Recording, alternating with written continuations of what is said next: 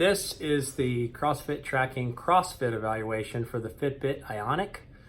Number of good things, but a number of very difficult things with the Fitbit. First, as far as fit and functionality during a workout, I found this to be an incredibly difficult watch to use when you're using any kind of armband, anything that might touch or get in or and around the buttons, as well as doing anything where you're flexing your wrist, front squats, thrusters, where it has an impact that could affect the buttons.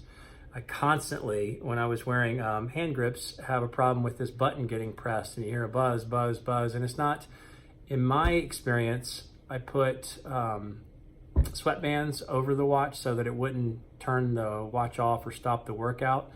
But when you're using hand grips, it continually caused a buzzing because it was pressing a button over and over, and there's no way to really turn that off. It doesn't have a lock screen feature, which is surprising. Secondly, the ease of adjustment. During a workout, you can turn the screen always on, which is helpful, definitely to be able to not have to concretely flip your wrist to be able to see what the metrics are during the workout. Did find there, as far as in a workout evaluation, the third metric we track at CrossFitTracking.com, it doesn't have anything. It's really sort of a bummer because Fitbit has put so much time into some of the heart rate issues, but they don't have any evaluation for how much exertion you put forth in a workout, which is kind of the primary point of really evaluating your workout. Fourth, no recovery evaluation. They didn't say, okay, well, you really killed yourself in this workout. You're going to need 24 or 20 or 36 hours to fully recover to be able to approach another hard workout. So total loss there.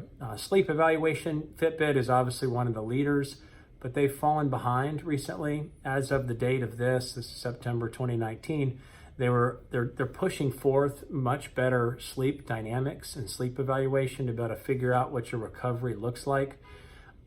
They're going to give you a sleep score, so it's not the best, but they're getting better. Right now, it just tells you how much deep sleep you had, which is helpful, I guess, comparing day to day, but for really training or really estimating your recovery, not very helpful at all. Next is the durability of the watch during CrossFit or just in general. I feel like the Fitbit Ionic has a great durability. I mean, it's got an aluminum exterior. It feels super strong, super solid. I don't have a fear of the buttons getting broken. Obviously, the screen is exposed, so you want to use a screen protector. But durability of the watch overall is pretty good. Special features for CrossFit, there are none. You can go, I usually just use the workout mode and then rename it later in the app. There's nothing specifically related to CrossFit built into their list of workouts available to you. Nothing specific with apps that I've found, but I usually expect a watch to do what it needs to do right out of the box. And last, from an overall smartwatch capability, I said in my general review that it's one of the best looking. Visually, it's just one of the easiest to read. It's the clearest, it's the prettiest, it's the brightest. And it does all that with reasonable battery life. So I found the battery life to be fine, as well as just the screen to be beautiful. So smartwatch capabilities, it'll pass on all of your notifications from your phone. They do have apps for tracking different things or for, Starbucks or things like that. Those aren't as useful, but it is a great smartwatch.